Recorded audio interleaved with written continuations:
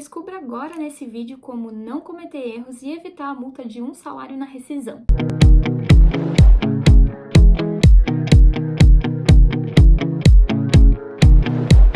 Eu sou a Lilian, tenho mais de 10 anos de experiência no departamento pessoal. Hoje eu vivo 100% do DP e desde 2020 me dedico ao método que eu desenvolvi para ensinar o DP na prática e descomplicar o DP. Esse método completo eu já entrego para as minhas milhares de alunas dentro do curso DP Descomplicado.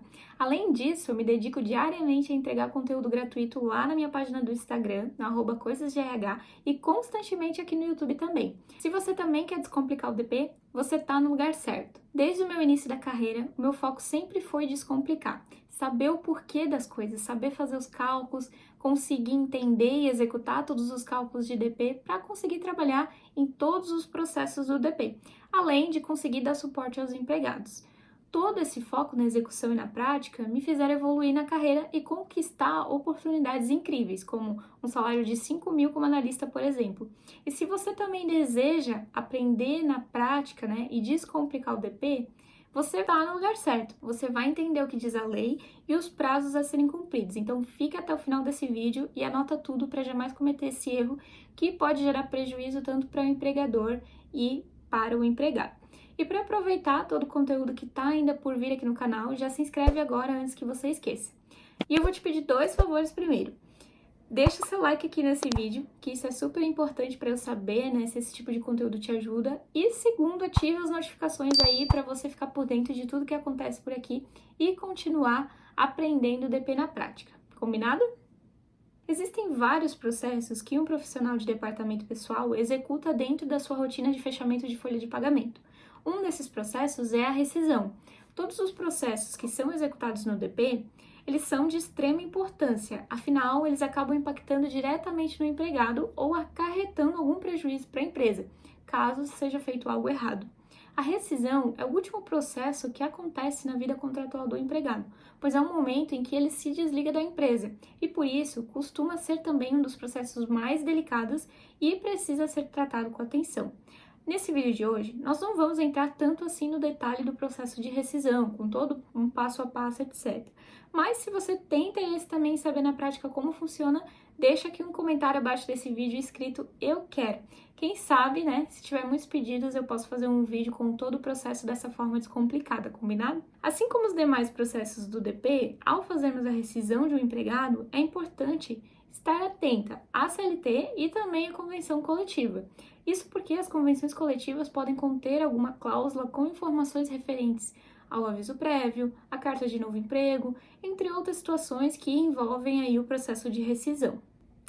Antes da gente continuar, eu quero abrir um parêntese aqui e dizer que se você tem alguma dúvida sobre a carta de novo emprego, como por exemplo, se a empresa pode descontar o aviso prévio no pedido de demissão quando o empregado entrega a carta, aqui em algum lugar vai aparecer para você um vídeo que eu fiz especificamente aí sobre esse assunto. Então clica nele e aproveite para você assistir depois desse vídeo, tá?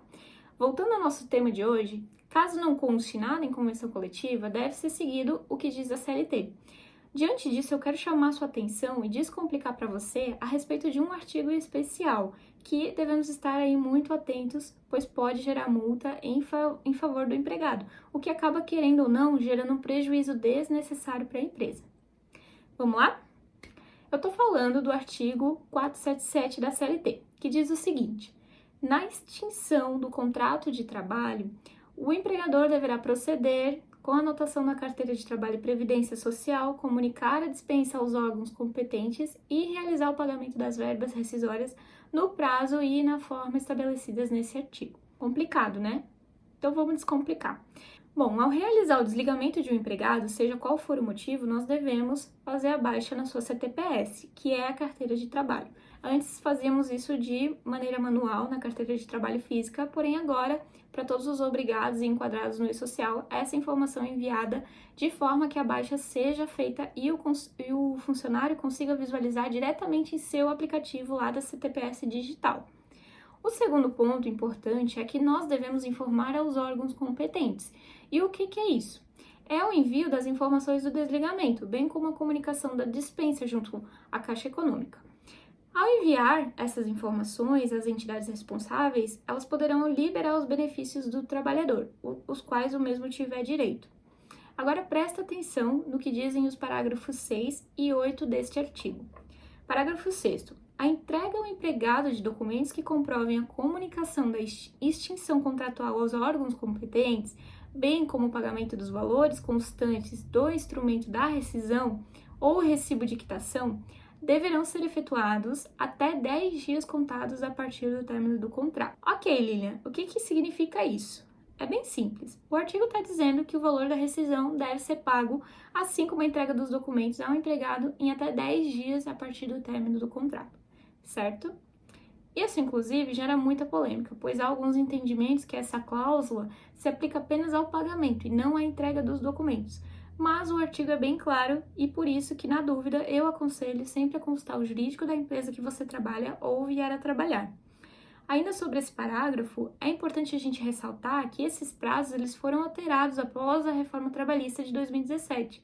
Antes, o prazo para pagamento da rescisão era de acordo com o tipo de desligamento, mas após a reforma dada pela Lei 13.467 de 2017, fixou-se aí o prazo de 10 dias para quitação das verbas rescisórias dos desligamentos com aviso indenizado ou trabalhado e também para contrato determinado quanto para outros contratos indeterminados e, independente do caso, a contagem dos 10 dias sempre terá início aí a partir do término do contrato de trabalho. Agora vamos ver o que diz o parágrafo 8. A inobservância do disposto no parágrafo 6 deste artigo sujeitará o infrator à multa por trabalhador, bem assim ao pagamento da multa em favor do empregado em um valor equivalente ao seu salário, devidamente corrigido pelo índice de variação, salvo quando comprovadamente o trabalhador der causa à mora. Isso significa o quê?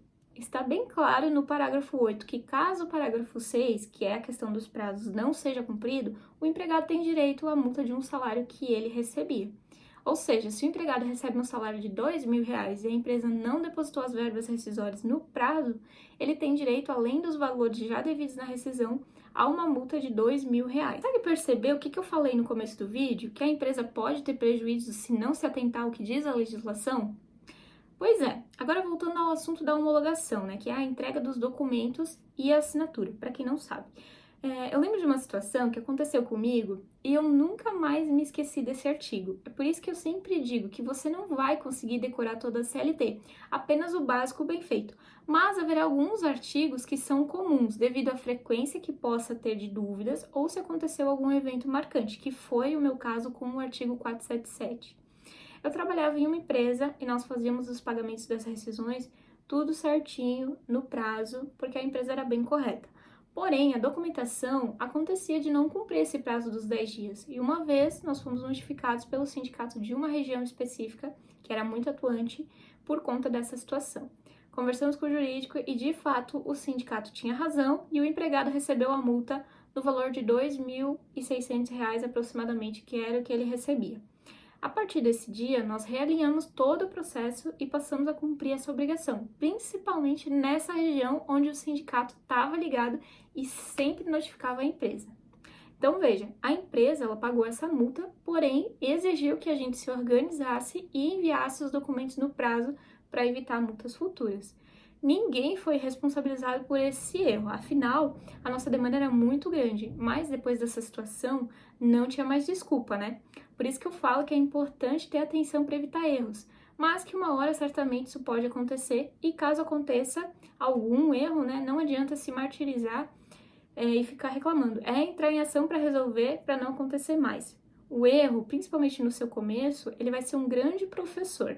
Quando você aprende o DP na base e realmente descomplica, consegue se tornar uma profissional segura e evitar esse tipo de erro e situação. Eu sempre falo isso para as minhas alunas, que esse é o grande poder de dominar a legislação e o DP na prática. Não adianta só decorar as leis, artigos e não criar processos para que eles sejam cumpridos, por exemplo. Agora que eu já te expliquei sobre os prazos e também sobre o artigo, você deve estar se perguntando, né? O que eu posso fazer para garantir que esse prazo seja cumprido? Primeira coisa que eu sempre bato na tecla e que é importante em qualquer lugar que você for trabalhar é ter um roteiro pré-estabelecido com o passo a passo do processo de rescisão, para evitar erros do tipo esquecer o prazo de pagamento, esquecer de entregar algum documento ou até entregar documentos a mais, por exemplo. Ah, Aline, mas eu tô meio perdida ainda, não sou da área ou não faço esse processo. Como eu posso fazer isso? Então, pega o seu caderninho e anota que eu vou te dar dica de ouro aqui agora que vai descomplicar a sua vida. Bora? Primeira dica é que ao ser comunicado de um desligamento, seja de qualquer natureza por parte da empresa ou do empregado, estabeleça as prioridades para que não aconteça a falta do pagamento das verbas rescisórias. Por exemplo, comunique os responsáveis pelo fluxo de pagamento da empresa para que seja feita a provisão daqueles recursos financeiros. Geralmente, o financeiro ele pede uma prévia dos valores e a data de pagamento para se programar. Na empresa que eu trabalhava, por exemplo, os pagamentos eles sempre ocorriam nas terças e quintas, então os prazos de rescisão precisavam se adequar a estas datas, já que o diretor precisava aprovar. Então, geralmente as rescisões eram pagas antecipadas para que se encaixasse nessa rotina de pagamentos. Antes de iniciar o cálculo, reúna todas as informações necessárias, como controle de horas, para ver se vai ter algo para pagar ou para descontar, eventuais adiantamentos, períodos de férias, exames ocupacionais e demais informações que forem necessárias. Feito isso, não demore muito para fazer os cálculos, lembre-se do prazo ali de 10 dias. Tá? Assim, você vai ter mais tempo para conferir na mão os valores que o sistema gerou e ter certeza que está tudo certo. Isso é muito importante para evitar erros e retrabalho, que geram rescisões complementares, que eu particularmente detesto. Tá? Não esqueça de enviar as informações aos órgãos competentes, como o E-Social, Caixa e também Seguro-Desemprego, se houver. Gere as guias, caso seja devido a algo, e repasse tudo ao departamento responsável com a data para pagamento destacada, tá? Além disso, é imprescindível que você alinhe com os responsáveis pelo pagamento que confirmem ao setor de RH ou DP, né, a realização do pagamento por meio eletrônico ou físico e peça o comprovante, caso você não tenha acesso para retirar. Inclusive, você vai precisar dele para a hora de assinar os documentos da rescisão. Com essas dicas que eu acabei de te dar, você já tem um caminho para se localizar e evitar que a empresa deixe de pagar a rescisão no prazo e tenha que pagar essa multa que prevê o artigo 477. Quando você entra no departamento pessoal, além de dominar os cálculos e a legislação, precisa também desenvolver a consciência que o impacto de todos os processos que fazemos afeta diretamente o negócio da empresa. Visto, né, que muitas vezes o descumprimento de um prazo ou envio de uma informação é passível de multa ou, quando pior, acarreta em algum prejuízo ao empregado, o que é muito ruim, né? Afinal, todo mundo trabalha o mês inteiro porque precisa receber e não quer chegar lá no quinto dia útil e ter erros na sua folha por falta de atenção, né? E na rescisão, principalmente, porque o empregado está saindo da empresa e já não é tão mais simples resolver como acontece algum erro de alguém ativo, que você pode ajustar no mês seguinte, por exemplo. Muitas vezes, esses erros em rescisão, eles podem acabar até em processo trabalhista, dependendo da situação e também do empregado, né? Que caso se sinta lesado, certamente vai procurar os seus direitos. Por isso que é tão importante você entender e analisar os artigos envolvidos em cada processo. Você deve dominar muito bem a base. Hoje, nós falamos do artigo 477, que está envolvido no processo de rescisão, mas temos aí legislação para todos os processos, como férias, admissão, 13º e muito mais. Além da própria CLT, na maioria das empresas consta na CCT o acordo coletivo cláusulas que asseguram mais direitos e prazos para outras informações que podem também impactar nas suas ações. Por isso que você precisa dominar tudo isso. E aí também entra a vontade, né, do profissional de descomplicar e evoluir cada vez mais. Se dedique, corra atrás, busque conteúdos na internet, até mesmo cursos, né, como por exemplo o meu, o DP Descomplicado. Lá eu ensino tudo desse universo de DP diariamente para milhares de alunas que decidiram descomplicar e evoluir na sua carreira. Um bom profissional de departamento pessoal, ele atua como um consultor, independente da função que ele executa, seja analista, auxiliar, assistente ou outra. Né? Ele está sempre atento ali ao que diz a lei, no que tange a prazos e principalmente evita que a empresa também possa ser alvo de processos ou multas, sem deixar, é claro, de fazer o melhor para ajudar também a esclarecer e descomplicar os assuntos aos empregados quando eles tiverem dúvidas, né? A gente já tá chegando ao final desse vídeo de hoje e eu quero saber se esse conteúdo te ajudou, se você ficou com alguma dúvida ou se você ainda tem algum outro conteúdo, né, que você quer ver por aqui. Então deixa seu comentário logo abaixo aqui desse vídeo, tá? Que esse é o seu espaço para se comunicar comigo. E eu tô aqui sempre vendo tudo que é comentado. De verdade, eu espero que esse vídeo de hoje tenha feito sentido para você e que eu tenha cumprido a minha meta de descomplicar o DP, para que você consiga sentir mais segurança nas rotinas do seu dia a dia. Então é isso. Se você gostou do vídeo, não esquece de deixar o seu like. Um beijo e até o próximo vídeo.